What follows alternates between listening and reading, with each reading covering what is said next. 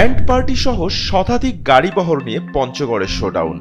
কমিটিতে পদ পাওয়ার পর ২৪ মার্চ দুপুরে প্রথমবারের মতো নিজ জেলা পঞ্চগড়ে এভাবেই হাজির হলেন পঞ্চগড়ের আটোয়ারীর ছেলে সার্জিস আলম। প্রতিবেদন থেকে জানা যায় প্রতিটি গাড়ির ভাড়া নির্ধারণ করা হয়েছিল ৭,০০০ টাকা। সংবাদ মাধ্যমের তথ্য মতে আটোয়ারী উপজেলা মাইক্রোবাস চালক মোহাম্মদ আসিফ জানিয়েছেন, গাড়ির সঠিক সংখ্যা বলতে পারছি না, তবে ১৫০ গাড়ির বেশি হতে পারে। আমাদের এক একটি গাড়ি ৭,০০০ টাকা করে নির্ধারণ করা হয়েছে।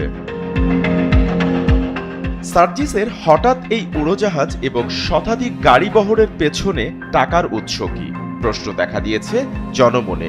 হঠাৎ কি আলাদিনের চেরাগ পেলেন, নাকি নতুন দল গঠন এবং শীর্ষ পদের জোরে বদলে গিয়েছে ভাগ্য?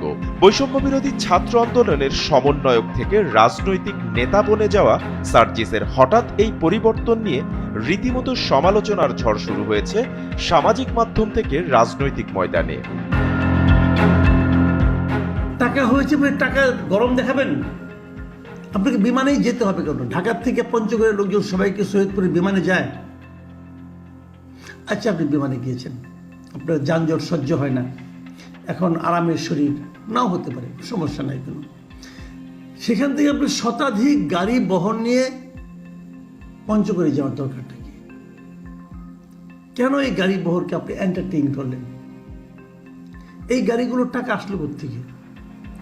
আপনি হয়তো বলতে পারেন, আমি তো এগুলো গাড়ি একটাও ব্যবস্থা করিনি, লোকজনে দিয়েছে, লোকজন আমাকে ভালোবেসে গাড়ি নিয়ে এসেছে।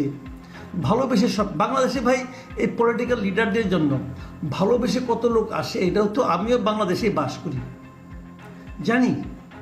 এবং সেই ভালোবাসার যোগানটা, ফুয়েলটা যে আগে থেকে দিয়ে রাখতে হয় সেটাও জানি।